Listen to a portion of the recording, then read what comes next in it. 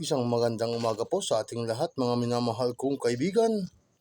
Luzon, Visayas, Mindanao, magandang araw po sa ating lahat. Sa labas ng Pilipinas, iba't ibang country ng mundo. Good day, good morning. Mayroon pa pong magandang madaling araw.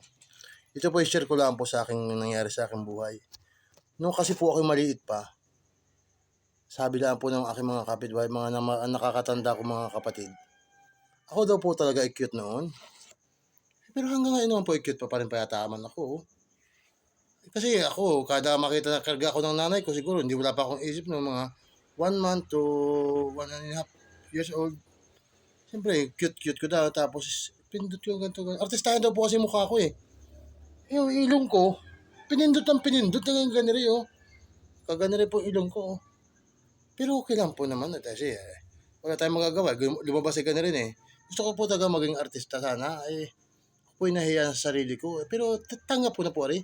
Ang idol ko lang po sa mga artista naman, pre mo na si Bayani Agbayani eh. Idol ko talaga yan eh. Mga joker yan eh. Ako ba ay magandang lalaki talaga? Oo naman ah. Oh, magandang lalaki ako? Ilan ligo pa ako bago gumanda lalaki? Kahit di ka na maligo. Wow, sana all. I love you. Good day.